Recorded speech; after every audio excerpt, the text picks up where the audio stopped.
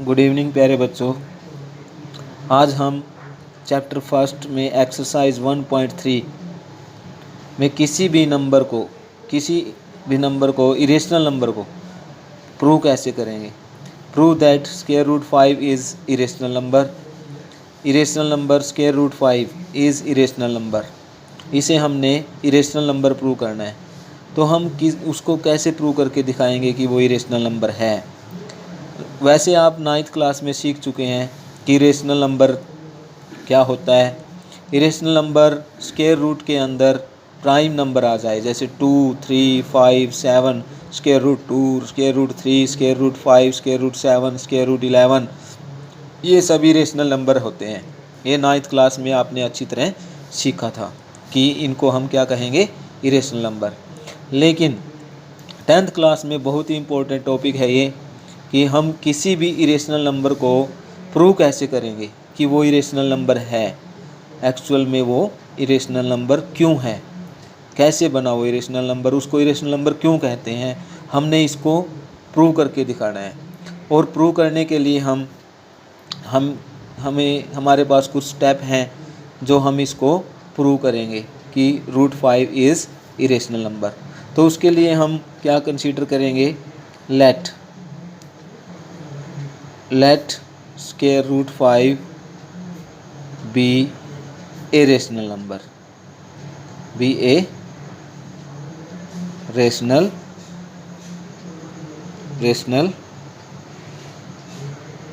Number.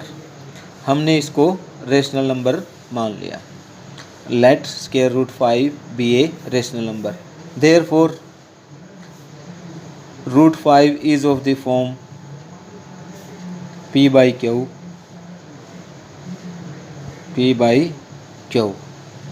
where P and Q are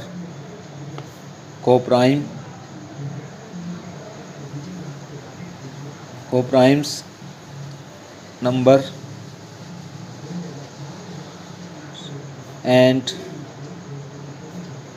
Q not equal to 0।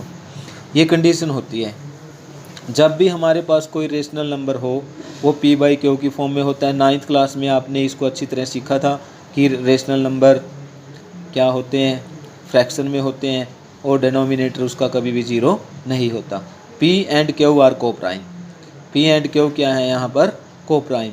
ये बहुत important concept है कि coprime, P and Q are coprimes. और यही कंसेप्ट हमारा आंसर लेके आएगा। इसी कंसेप्ट को ध्यान में रख के हमने इसको इरेशनल नंबर बनाना है। P and Q are coprimes. Coprimes क्या होंगे, कोप्राइम्स नंबर वो होते हैं जिनका HCF 1 हो, हाईएस्ट कॉमन फैक्टर 1 हो, ओनली 1 से बड़ी वैल्यू कोई ना हो। यानी कोप्राइम नंबर्स कौन से होते हैं, जिनका highest common factor is 1, highest common factor 1 हो, बड़े से बड़ा कॉमन फैक्टर क्या हो, 1 हो, वो नंबर क्या कहलाते हैं, कोप्राइम। तो हमारा यही मेन कंसेप्ट है जो कोप्राइम वाला, जो इसको इरेशनल नंबर बनाएगा। ये ध्यान में रखना है हमने कि हाईएस्ट कॉमन फैक्टर 1 होता है। तो P and Q are coprime. ये क्यों कोप्राइम है, क्योंकि हमने इसको रेशनल नंबर कंसीडर किया है। Root 5 is equal to P by Q। इसके बाद क्या स्टेप आएगा, ध्यान से देखिए। अब हम इस root 5 is equal to P by Q को इस साइड में ले आएंगे, डिवाइड में है, यहाँ आके क्या हो जाएगा, multiply P। Squaring both side करेंगे, squaring both sides, squaring both sides, square root 5 Q square is equal to P square. 5 square root से स्क्वायर कट जाएगा, 5Q square is equal to P square. ये first equation आएगी। तो यहाँ से क्या होगा, ध्यान से देखिए, 5 into Q square is equal to P square, P square is equal to 5 into Q square. Therefore 5 is a factor of of p square.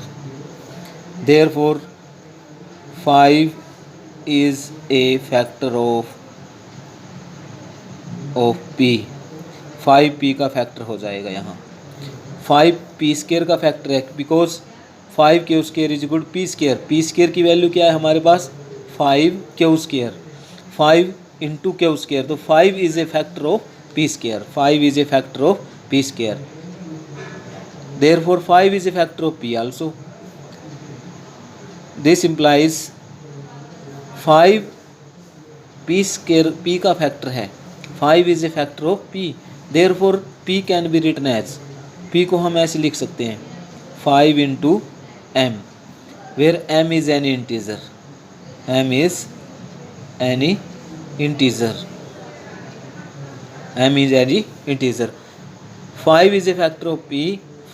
Then p can be written as 5 p is equal to 5 into m. 5 is a factor of p. हम ऐसा लिख सकते हैं.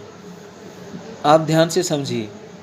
जैसे हमने 15 को ऐसे लिख लिया 5 into 3, 5 into m. m is integer. यहाँ पर m की वैल्यू 3 है और यहाँ हम कहेंगे ये p है, ये p का काम करेगा. p is equal to 5 into M. p is 15. 5 is a factor of 15. 5 किसका फैक्टर है 15 का. तो 15 को हमने कैसे लिख दिया 5 इंटू 3, 5 इंटू एम, 5m. तो हम किसी भी, यदि हमारे पास किसी नंबर का कोई फैक्टर हो तो उस नंबर को उसकी प्रोडक्ट में लिख सकते हैं हम. क्योंकि p का फैक्टर 5 है तो 5 को हम लिख सकते हैं 5m. m is any integer. Again squaring करो both side. p square 5m square. p square is equal to 25m square. Squaring किया हमने यहाँ पर, squaring both side, squaring both side. अब p square is equal to 25m square. p square is equal to 25m square. But we have in one 5 q square is equal to p square. Put it into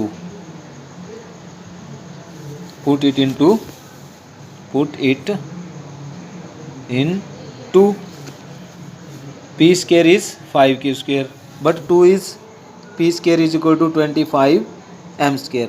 in place of p square की value हम 5q square put करेंगे. p square की value क्या put करेंगे 5q square. We have p square is this is equal to 25m square. Put this p square के value p के जगह हम क्या पुट करेंगे 5q स्केयर. तो we have 5q square is equal to 25m square. Because we have p square is equal to 25m square and in place of p square we put 5q square. p square की जगह पर हम क्या put करेंगे 5q square. तो 5q square. तो this implies 5 cut जाएगा, यहाँ पर काट दो 5 से 5, 25. q square is equal to 5m square. Dividing by 5 both side. दोनों और 5 से डिवाइड कर दिया हमने बोथ साइड्स. अब यहाँ से भी ध्यान से देखिए 5 is a factor of q square. 5 is a factor of q square. This implies 5 is a factor of q. Therefore hence 5 is a factor of 5 is a factor of p and q. 5 किसका factor मिल गया हमें p and q. Therefore p and q are not co-prime. p and q are not co-primes. Therefore our supposition is wrong. Our supposition is wrong. Our supposition is wrong because we supposed, हमने क्या consider किया था, √5 is rational number और √5 p/q, p and q are coprime, और ये coprime है तो इनका HCF हाईएस्ट कॉमन फैक्टर क्या होना चाहिए था 1, लेकिन यहाँ 1 से बड़ी वैल्यू है 5 is a factor of p and q are not coprimes. Our supposition is wrong, hence therefore √5 is an irrational number.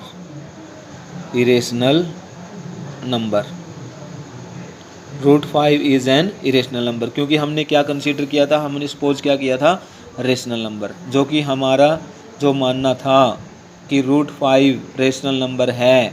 जब हमने इसको सिंप्लीफाई किया तो ये रेशनल नंबर नहीं रहा, क्योंकि p और q कोप्राइम नहीं है. p और q कोप्राइम क्यों नहीं है, क्योंकि p और q का कॉमन फैक्टर 5 है, जो कि 1 से बड़ा है, और जब 1 से बड़ा आ जाए किसी नंबर का कॉमन फैक्टर, वो कोप्राइम नहीं होते. यदि कोप्राइम नहीं है तो जो हमने माना है कि रेशनल नंबर है वो गलत है. तो इसलिए क्या हो जाएगा, √5 is an irrational number, has proved. प्यारे बच्चों, जब भी आपने इरेशनल नंबर प्रूव करना है तो यही स्टेप रहेंगे आपके. √5 है, 5 की जगह 3 आ जाए, 7 आ जाए, 11 आ जाए, 13 आ जाए, कुछ भी आ जाए, स्टेप यही ध्यान रखने हैं आपने. बस आपने ये न्यूमेरिकल वैल्यू इसकी जगह पर 5 की जगह पर 3 आता जाएगा, 7 की, ठीक है, और 5 को चेंज करेंगे, 7 हो सकता है, 3 हो सकता है, 11 हो सकता है, 13 हो सकता है. मेथड यही रहेगा आपका, कॉन्ट्राडिक्शन मेथड बोलेंगे हम इसको. रेशनल नंबर लेके चलेंगे तो जो हमारी सुपोजिशन थी वो रॉन्ग हो जाएगी, क्योंकि ये कोप्राइम नहीं रहेंगे, इनका हाईएस्ट कॉमन फैक्टर 1 से बड़ा आता जाएगा, तो इसलिए ये इरेशनल नंबर प्रूव हो जाएगा. बहुत ही इम्पोर्टेंट टॉपिक है, ऑलमोस्ट हर साल 3 या 4 नंबर में ये सम आ जाता है. तो प्यारे बच्चों, दोबारा से फिर इसको अच्छी तरह बार बार लिख के प्रैक्टिस करनी है, और ये मेन कंसेप्ट ध्यान रखना है कोप्राइम वाला, तो आपका ये इजीली हो जाएगा. मुझे आशा है कि आपको ये अच्छी तरह समझ में आया होगा.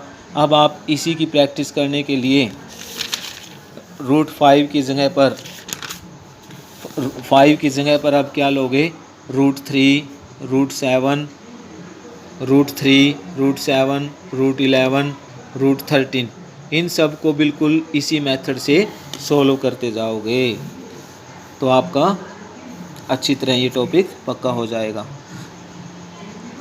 तो प्यारे बच्चों, अच्छी तरह ये टॉपिक आपने पक्का करना है. मुझे आशा है कि अब आप अच्छी तरह इसे कर लोगे और आपको अच्छी तरह समझ में आ गया होगा. थैंक्स.